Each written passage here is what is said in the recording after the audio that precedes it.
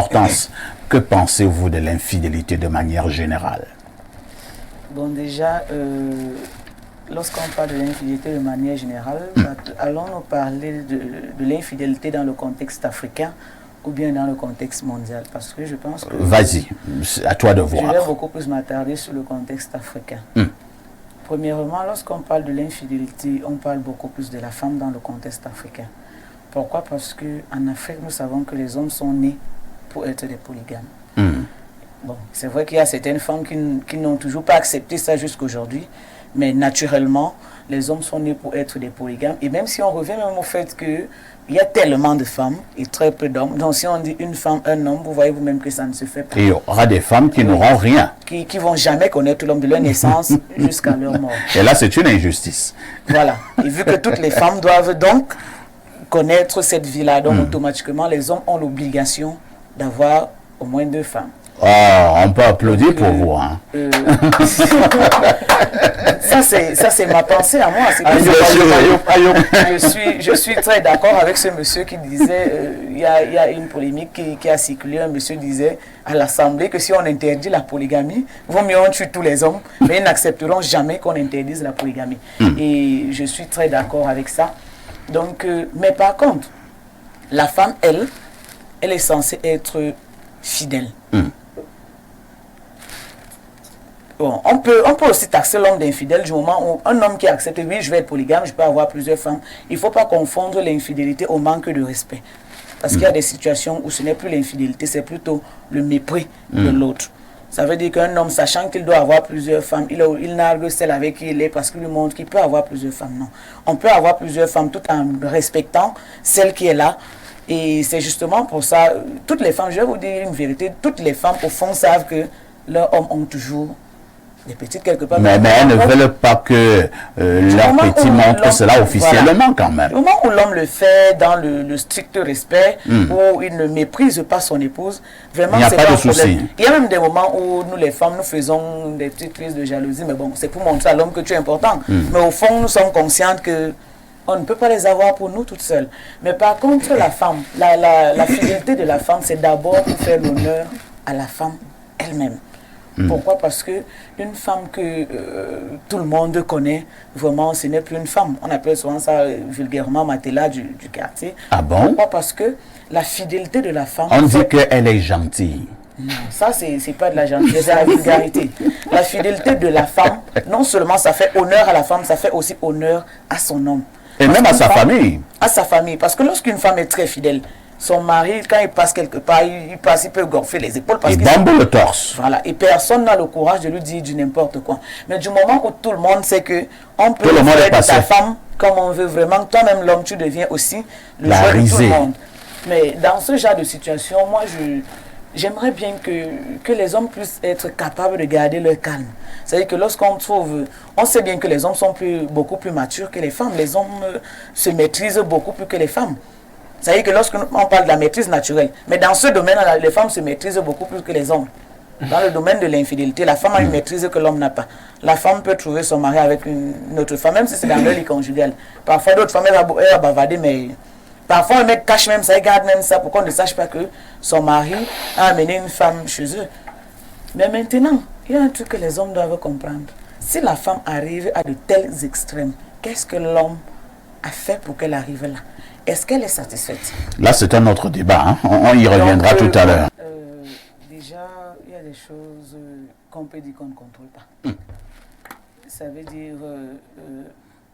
justement, si la femme, naturellement, lorsque la femme trompe, il faut se poser beaucoup de questions. Ah bon? Pourquoi? Donc la femme ne trompe pas pour rien. Il y a de mauvaises femmes.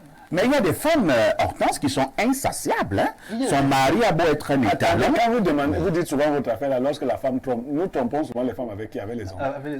Avec les chiens.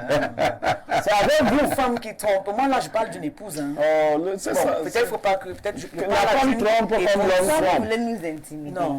Parce que j'entends toujours cette affaire. J'entends toujours l'affaire là quand la femme trompe. Nous trompons avec qui? Nous, on ne sommes pas. Je parle précisément des épouses.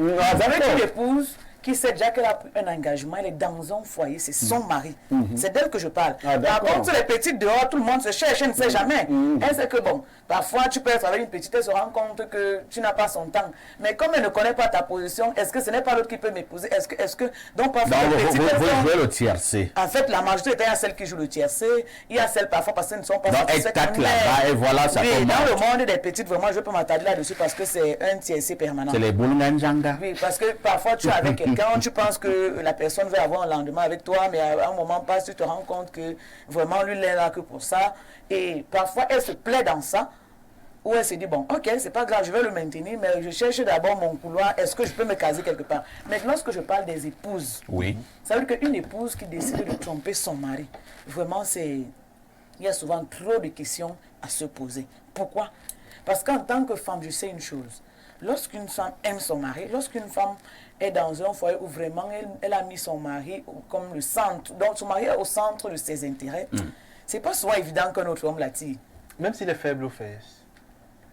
C'est pas négligeable non, d'affaire madame. Comment tu veux me faire arriver à la fin? Je suis au début, tu m'as dit à la fin. Ok, il faut avancer. Justement, lorsqu'une femme... Avançons vite, on n'a plus de temps. Oui, lorsqu'une femme a mis son mari au centre, c'est difficile qu'elle le trompe. Oui. Si elle arrive à le tromper, cela signifie que... qu'il y a un problème grave. Ça peut être quel genre de problème? Elle ne peut même pas... Si son mari est faible aujourd'hui, elle ne va pas le tromper demain. Si elle trompe son mari, ça veut dire qu'elle s'est rendue compte qu'elle n'a plus de solution à ça. Et généralement, ce genre de femme, elle le fait en cachette. Ça veut dire que son mari ne sait pas, elle dit je m'en vais au marché et après elle se satisfait. Et après, elle va si son mari la toucher. touche, si son mari la touche, elle va réagir comme si elle n'a rien fait pour faire plaisir à son mari, parce que ça ne va rien faire de bon.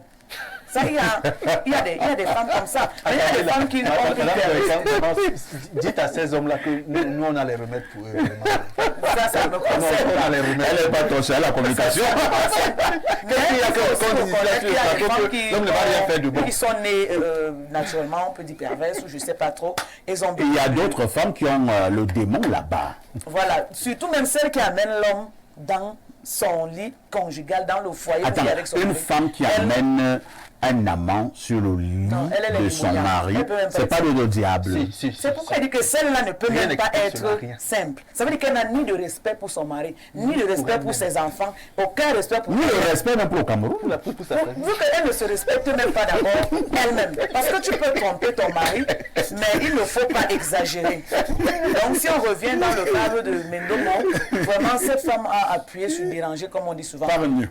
Oui, l'homme aussi, l'homme il est allé un peu trop... Bon, oui, c'est vrai que la dame a dérangé, mais est-ce que l'homme aussi, dans la punition, entre guillemets, n'a pas exagéré? Est-ce qu'il a tué? Il a versé le sang, il a parlé le sang humain. Donc, moi, mon problème, c'est que la femme, pour son propre bien, pour le bien de ses enfants, pour le bien même de la société, parce qu'on se dise la vérité, on dit que l'homme est comme un château, mais la femme est la chambre secrète de l'homme. On peut reprendre ça, l'homme est comment? L'homme, lui, il est comme un château. Dans un château, on a un peu de tout dedans, mais la femme est la chambre secrète. L'homme, c'est que lorsqu'il est là-bas, vraiment, c'est son secret personnel. Et aucun être humain n'accepte que son secret soit dévoilé comme ça au grand public. Donc il faut que les femmes puissent bien le comprendre et qu'elles donnent l'honneur à elles-mêmes et aussi à leur progéniture surtout.